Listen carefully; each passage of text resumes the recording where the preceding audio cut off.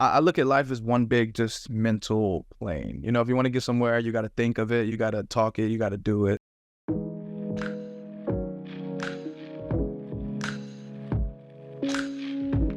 Welcome to Willing to Fail. I'm your host, Peyton Bennett, and today we got a special guest. He was player 432 on Squid Game. He's also a former college athlete, Bryton Constantin. How are you? I'm wonderful. How are you? Good. So I just want to kind of go through your journey. A lot of people probably saw you on Squid Game and got to see a lot of your personality, but I know that what we see on the TV is not just like you didn't just wind up there, right? There's a whole journey to get there. So I just kind of want to Right. start from the beginning, like tell everybody where you're from and kind of your upbringing, about your parents, and just who you were as a kid. Yeah. First of all, I always like talking about this because my story is definitely not what people would expect. So I was born in Baton Rouge, Louisiana. Just took my mom. I didn't get to meet my dad until I was 10. So it was just me, my mom, my grandma, uncle.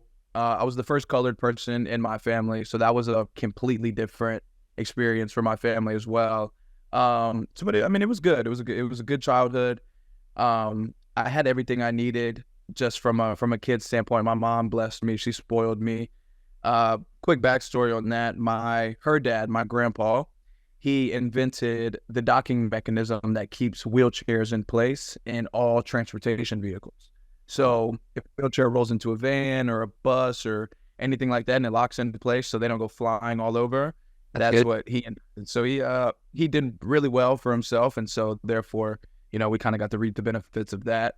So my childhood from that standpoint was good, but I was different. I stood out like a sore thumb in my family. In school, I went to two all white schools growing up, and then finally transferred for high school. But it was just a typical movie like childhood, like cliche. Didn't meet his dad till later on, blah blah blah blah blah. But everything went well. I ended up going transfer high schools to University Lab, and I played linebacker there. Played for all 4 years high school, played basketball as well. Then I went on to Clemson to play football, earned a scholarship there. I was number one linebacker in Louisiana, and then I think I was like top three at one point in the country. But tore my ACL senior year of high school, still went to Clemson, recovered, redshirted freshman year, tore it again. Uh, um, re- Stayed during the season, recovered, got ready for the next season, tore it again right after we lost to LSU in the national championship. So it was a little bit of irony there. Played the team that I come from, and then tear my ACL and kind of have to just hang it up after that after my freshman year. So I didn't get a chance to prove myself. I didn't get a chance to chase those childhood dreams that I once had. But I stayed there, stayed on scholarship through the NCAA, through like NCAA disqualification. So stayed on scholarship, went to class, went to school, all of that good stuff. And then I started doing social media. And after social media, I was like, I have to take this somewhere. And I just wasn't really that happy in college, sitting in my dorm all day, not playing football, not doing anything, just living a day-to-day life. And then I finally got an opportunity, and I was like, I have to take it. Because if I don't take it, it might not ever come again. Yeah, that was definitely a good call. And I have some questions that kind of about like that mental journey, because I know talking to athletes, like that whole rehab and injury process, like going from playing all the time and being the man to just sitting back and watching. I know that's frustrating. But first question, just kind of going back to your childhood. So I think all as kids, like no matter how crazy the circumstances are, it feels normal because that's all you know. So for you, like not meeting your Yeah. dad till you're 10, that feels normal. But being the man you are now and looking back, like how do you think that experience shaped you to be who you are? Like the pros, the advantages, or the disadvantages? Um, I'll start with the disadvantages. He actually played professional basketball in the NBA and overseas. Okay. And so it sucks that he wasn't there at the beginning because I didn't get any of that early training, early anything. Everything athletic wise just had to come from me or my mom helping me out in any way that she could. But that would be a disadvantage because, like you said, I don't know any better at that young of an age. So there Right. really wasn't a disadvantage except that looking back. But all the advantages are just the man I am today. It it didn't really shape me into the person I am today. My mom, as a whole, she created who I am today, and she did a wonderful job of that. Not having my dad in my life didn't really affect me. It doesn't affect me to this day, but it's definitely always like it's always something to, I guess, address, because I know there are people out there that it could affect them or it could change their circumstance of life or this, that, whatever. But yeah. Yeah, just is what it is. So for you, I Yeah. mean, you're obviously like him being an athlete, you got some of his genes blessed genetically as an athlete. And then you said you played basketball in high school as well as football. Is it just those two sports? I threw javelin as well, but yeah. Okay. So for you Yeah. in your high school experience, like, was it always you were just bigger, like faster, stronger than everybody else? Or was there like a growth spurt, or like, were you just, what do you think your advantage was? Was it just size, or was it like your uber competitiveness, kind of like we saw in Squid Game? Right. So I was actually a really fat ass kid. Um, like what I weigh right now is what I weighed in 8th grade, around 200 pounds. Jeez. Yeah, I'm about 10 pounds heavier than what I was in 8th grade. So 8th grade, I played center and left tackle. And then in high school, I hit a growth spurt. You know, going into my freshman year of high school, kind of hit a growth spurt, leaned out a little bit, played running back and linebacker my freshman year. And then sophomore year, I was starting varsity at middle linebacker. So I just stayed with that. It wasn't my athletic ability. It wasn't anything. I kind of just had to be smarter than everybody because I wasn't faster. I wasn't stronger. I was quick. My feet were very quick, like laterally. But for me to get to the ball before anybody else would get there, I knew I wouldn't beat him with speed. So I had to beat him with mine. And that means knowing the play that's coming. So studying film, learning the tricks and the little in-game hacks that you can learn from reading a guard if he's pulling this way, or filling that gap fast enough and not overrunning, or doing little things like that at a young age that a lot of athletes didn't do because they were just superior to everybody else. They can just, like, we had so many people on our team. Christian Harris, for example, he starts at linebacker right now for the Texans. He played corner for us. And Yes. he's the freakiest athlete I've ever met in my life. And we would play zone on one side of the field and man on his side, just because he just has to. Yeah, so I didn't have that ability, so I just had to be smarter than everybody. That's good. I mean, making up for smarts at such a young age, like, that's really like ahead of the game. So Yeah. I was looking at it, and correct me if I'm wrong, I'm just pulling stuff from the internet, but it looks like you had like 28 offers out of high school. Like you said, you were, I mean, from what I see, you were in the top 100 players on Rivals.com. You were like the 7th best player from Louisiana. And then you had offers from schools like Tennessee, Ole Miss, Florida, Auburn. What made you choose Clemson? Clemson was actually one of the first big schools to offer me, so it meant a lot, especially all the time that they took. Coach Venables came down here 2 or 3 times to come visit me. Coach Sweeney came down, and then I took my visits, and the scenery at Clemson is beautiful. There's not anything there for you to get in trouble with. Like, if you want to get in trouble, you have to find trouble. So, like I said, I'm being from Louisiana. We don't have lakes and mountains and all of this shit. So this is my first time seeing a lake that I can jump into and actually see my feet below me. So that took me away. But just little things like that, the family environment, the atmosphere of just walking around the campus. I remember I was 17, 18 years old. I was 18 going on a visit, and I was like, this is my first time going to a bar. Like, I'm not even 21. I just got in here. Like, I got into this bar. I'm just recruit, like, whatever. But it was just a good feeling. You know, everybody's friendly. And like I said, there's no problems up there. Yeah, Clemson's a great college town. So I mean, from what I've seen, it seems like your injuries were popping up like right at the beginning. Did any of those injuries, were they carried over from high school, or did you deal with injuries in high school at all? Yeah, so like I said earlier, I didn't really go into it, but I tore my ACL senior year of high school playing basketball, actually. But I was already committed to Clemson for football. And then, you know, they kept my scholarship. They were like, we still want you to come, just, you know, heal. And I was going to redshirt anyway, because Isaiah Simmons was in front of me. So I'm like, I'm not about to play my freshman year. That's fine. He's a much better player than I am. And so I knew that I was going to go in and be a redshirt my freshman year. And so I got hurt, and I ended up redshirting anyway. And then I got hurt again. First day back at practice, right before week 1, we played Texas A&M. First day back, tore my ACL again. Same Recovered. ACL? Yeah, same ACL. All right, we'll get right back to that interview. But first, I got to let you know about SeatGeek. So I know we all buy tickets for concerts, for sporting events. I myself do it all the time. And I promise you, SeatGeek is the best platform to do it on. The pricing is the best. Their app and their website is the easiest to navigate. And plus, I can get you $20 off with the code WTFStats on SeatGeek for first-time users. Recovered all season long. We ended up playing LSU in the national championship. Then we come back. So about like January, February, I tore it again right after that. So it was like at the 6-7 month period after every single one of my injuries that I would tear it. And the second time I was actually fully cleared to go back.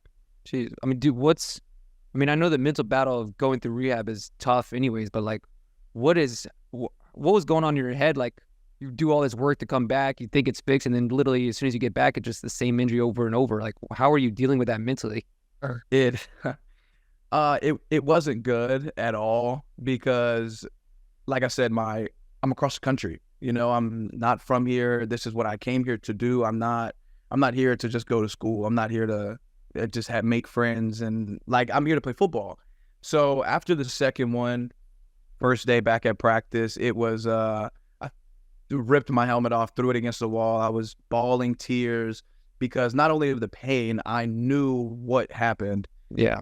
And so it was hard every night. Just, there was nobody to talk to except my mom. None of my teammates care that I tore my ACL. Like, nobody cares. We're all 18, 19, 20 years old. We're all trying to look out for ourselves.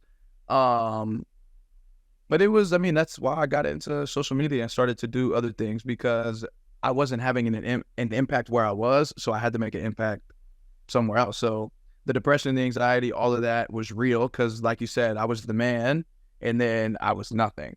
Yeah. So got to find something else to do. Yeah, could have been a blessing in disguise for sure. So it was the biggest blessing that I think I've ever had in my whole entire life.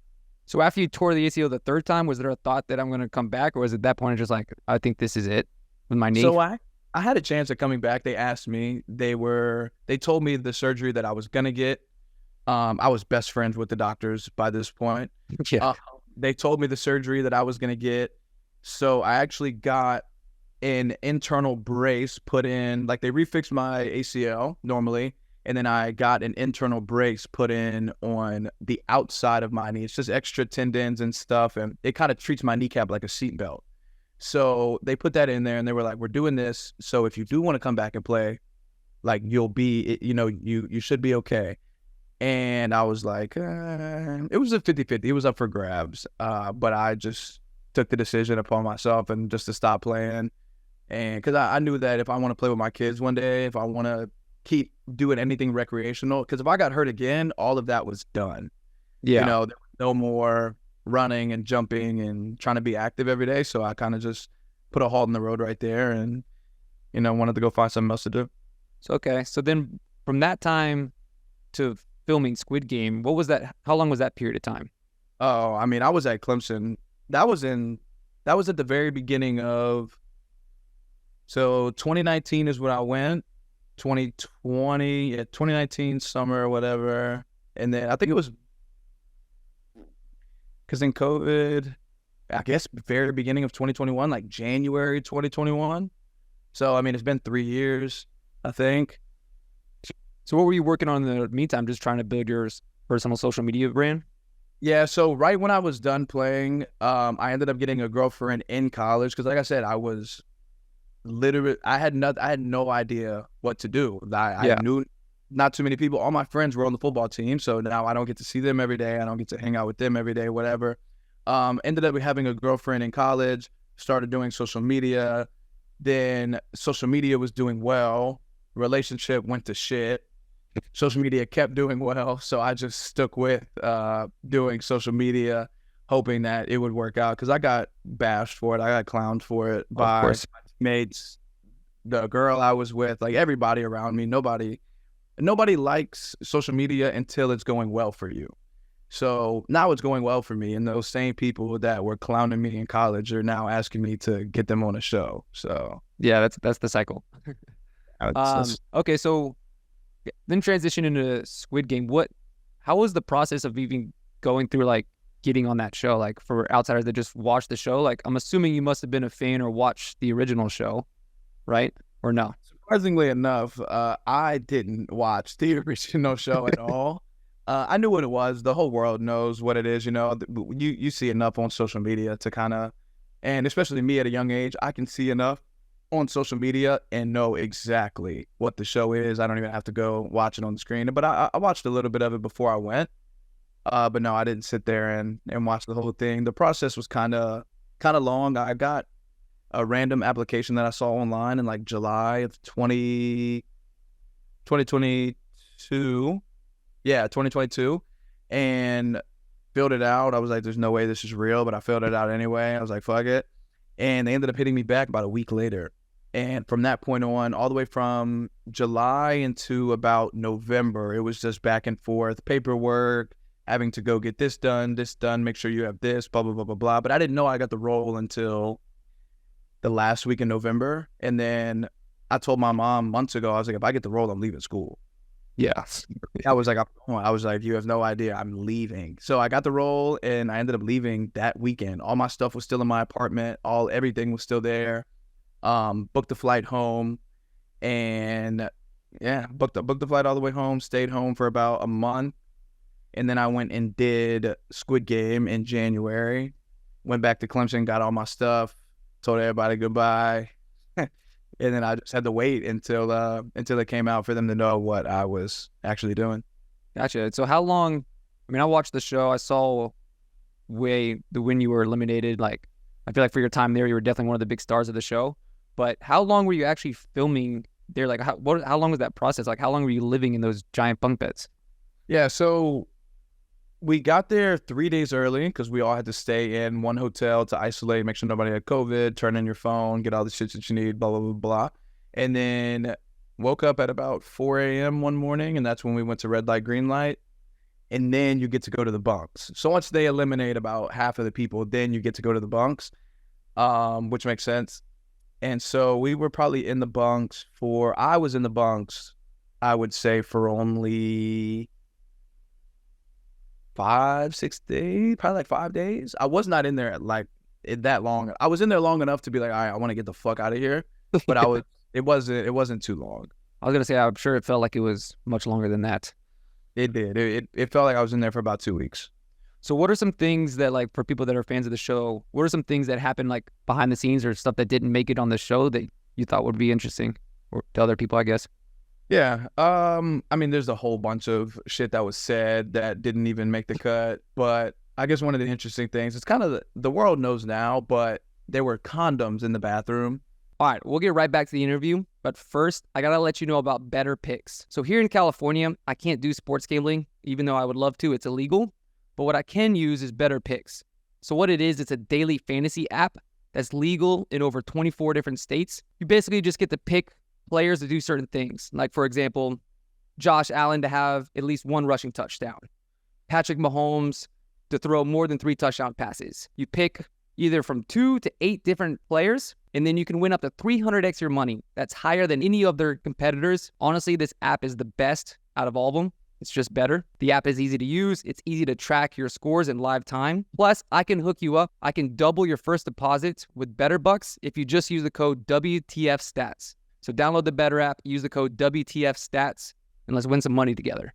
Because God knows why. If you want to get down in front of 456 other people, do your thing. But there were condoms in the bathroom, and we didn't have any chapstick. They didn't give us chapstick at the beginning, nothing.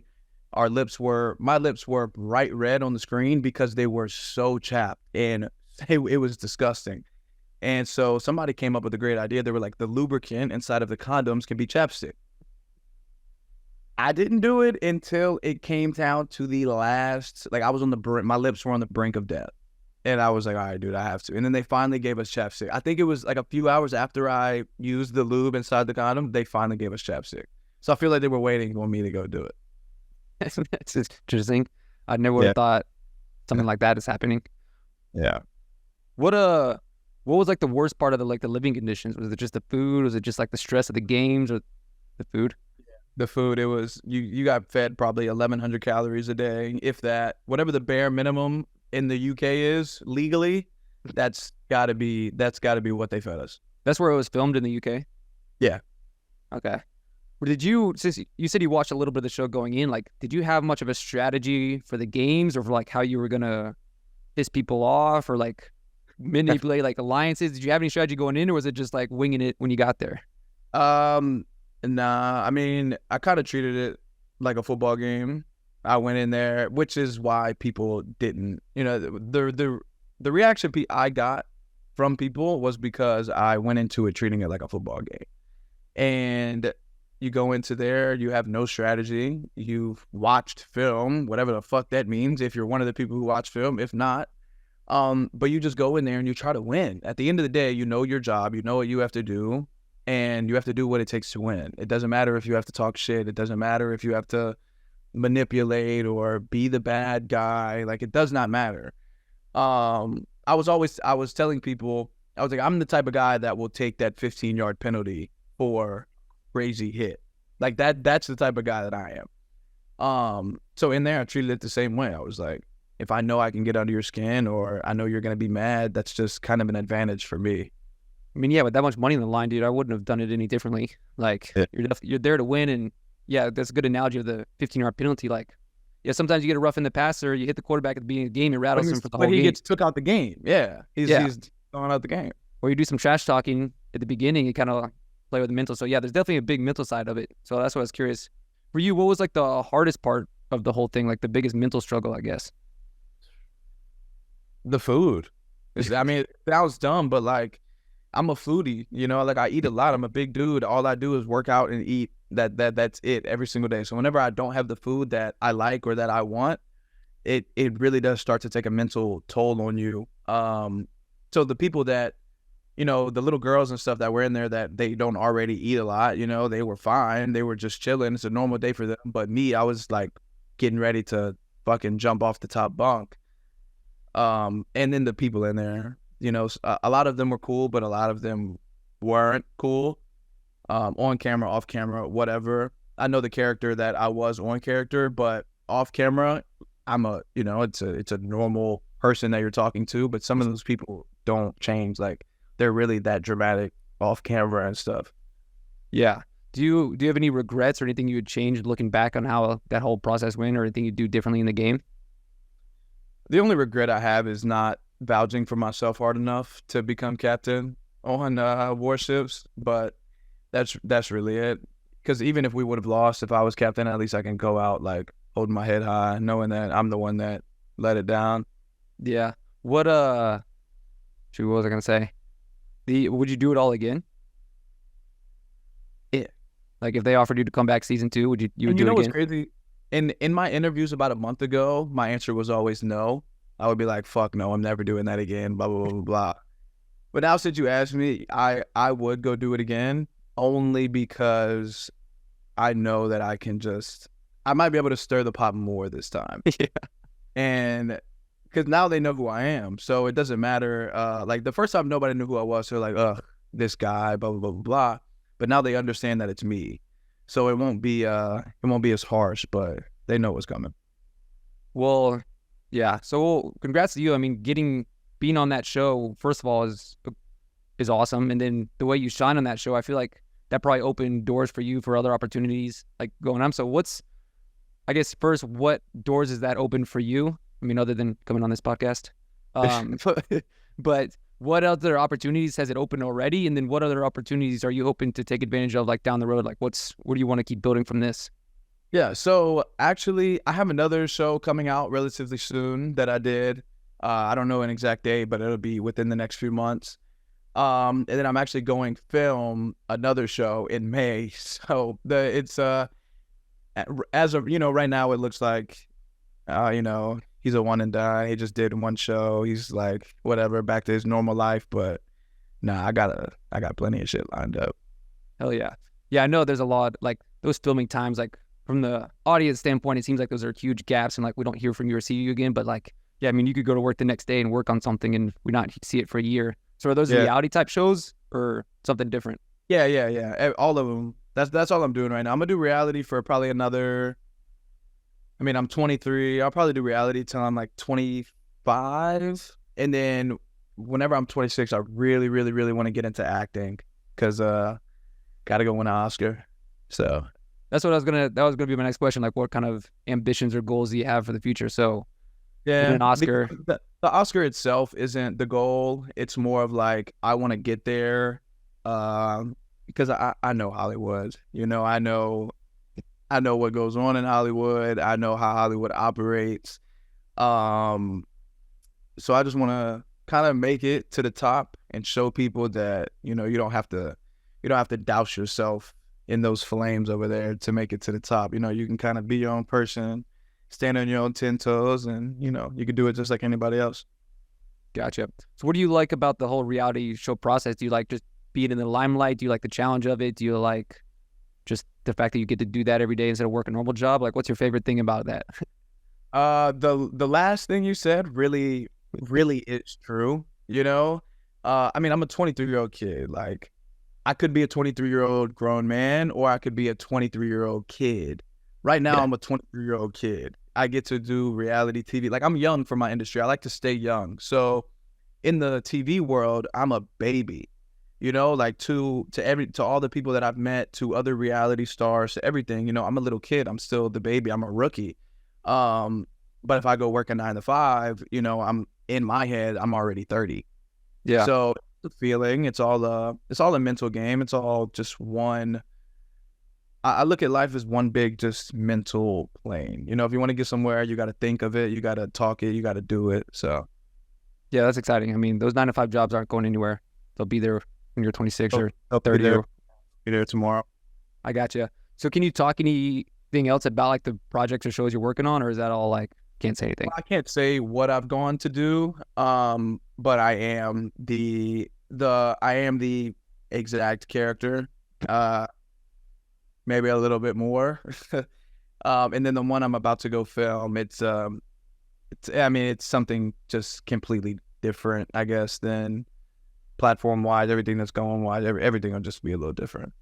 But it's reality. Okay. So, when you go back and did you go back and watch yourself on Squid Game? Yeah.